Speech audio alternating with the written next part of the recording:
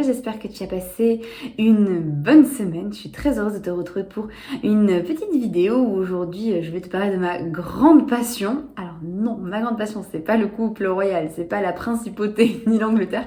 Non, ma grande passion c'est de regarder des séries. J'adore faire ça, surtout l'hiver quand il fait bien froid, bref. Et donc j'ai regardé le documentaire sur le couple Harry et Meghan. Donc Harry, le fils de Lady Di, qui est parti de la famille royale pour s'installer aux États-Unis avec sa femme, parce que sa femme a très mal vécu son expérience à Londres, au Palais Royal. Alors je vais pas m'intéresser au vécu de Meghan ni à tout le racisme qu'elle a malheureusement subi, mais j'ai été interpellée, et alors je m'y attendais pas du tout, mais j'ai été obligée de le relever maintenant que je travaille beaucoup avec les femmes qui sont en couple.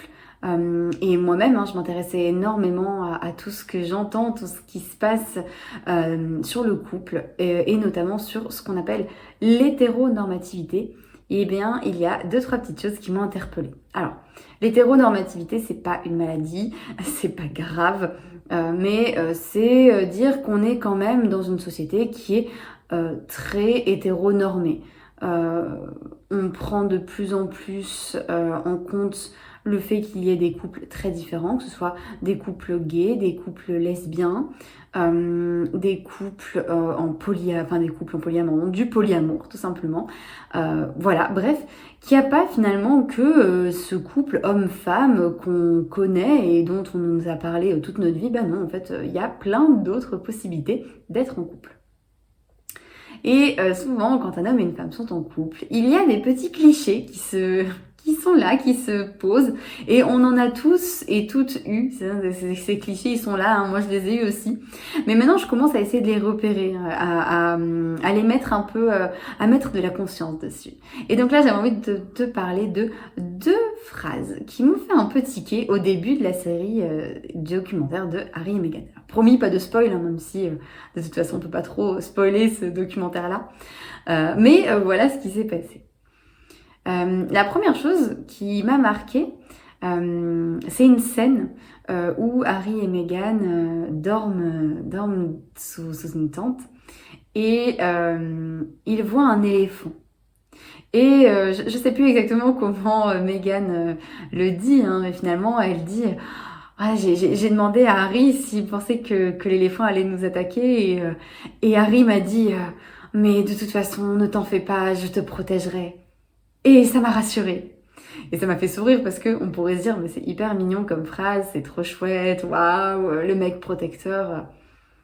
Oui, mais c'est aussi un problème, ce genre de phrase, parce que je t'invite à juste inverser. Inverse la scène et imagine que ce soit Harry qui ait demandé à Meghan, est-ce que tu penses que l'éléphant va nous attaquer? Et Meghan lui dire, t'inquiète, je te protégerai. On va pas se mentir, je pense que beaucoup de personnes se seraient dit, en voyant cette scène, oh non mais n'importe quoi, franchement, non mais n'importe quoi. Sauf qu'en fait, dans les 2 sens, en soi, cette phrase n'est pas rationnellement logique. Moi, j'adore mon partenaire, vraiment. Je sais que, voilà, il peut me protéger de certaines choses. D'un éléphant, je ne pense pas. Je pense que là, c'est pas possible. Mais c'est pas grave, je lui en veux pas. Mais c'est vrai que du coup, ça véhicule un peu ce cliché de l'homme protecteur et de la femme qui, voilà, se protège dans ses bras. C'est pas gênant, c'est mignon. Mais je te propose de t'inviter en fait à inverser ce cliché et à dire bah tiens, pourquoi pas, ça pourrait pas être l'inverse? Est-ce que moi en tant que femme je pourrais pas protéger mon homme? Alors pas d'un éléphant, ça pourrait être d'autres choses, ça peut être vraiment de choses beaucoup plus simples. Mais voilà, est-ce que moi je peux pas aussi avoir ce rôle protecteur et être une protectrice pour lui? Et ne pas laisser cette responsabilité à l'homme fort, l'homme protecteur. J'ai grand espoir qu'on arrête d'utiliser ce genre de phrase d'ici quelques années. Et la deuxième chose qui m'a un peu marquée, c'est une phrase toute bête, mais voilà, bon, les médias raffolent de ce genre de phrase. Quand leur relation est révélée au grand jour, tous les journaux se déchaînent de titres de plus en plus accrocheurs. Et donc notamment nous avons un titre, alors pareil, je n'ai plus exactement le terme exact, mais je crois que c'est voilà, qui est cette femme qui a su conquérir le cœur du jeune prince, ou qui a su ouais c'est ça, conquérir son cœur, comme si l'amour était un combat, et comme si en fait les femmes étaient des guerrières, ou les hommes étaient des guerriers, que tout le monde se tirait des flèches, et que poum, si on avait une en plein cœur, oh, ça y est, on avait touché, on avait gagné notre proie, et que ça y est, on avait réussi. Et c'est un peu aussi ce qu'on retrouve des fois dans les chansons où l'homme va pouvoir dire, ou même les femmes, pour dire voilà, il ou elle a conquéri mon cœur, elle m'a fait déposer les armes, enfin vraiment comme si le couple et comme si l'amour c'était un combat. Et je trouve ça dommage parce que c'est un peu trash, un peu violent pour de l'amour justement, où en fait l'idée c'est pas de conquérir le cœur de quelqu'un, l'idée c'est peut-être de gagner son amour, de gagner sa confiance. Donc voilà, ça m'a fait un petit peu réfléchir, cette phrase-là, ça m'a fait un petit peu tiquer, me dire mais tiens, qu'est-ce qu'on pourrait dire à la place de Meghan qui a conquéri le cœur de Harry. Alors je prends cet exemple-là, hein, mais ça peut être n'importe qui, ça peut être par rapport à ton couple aussi. Est-ce qu'on pourrait pas dire finalement, bah tiens, c'est deux personnes qui s'aiment, pourquoi, tout simplement, voilà, ça pourrait être sans forcément qu'il y ait un lien de combat.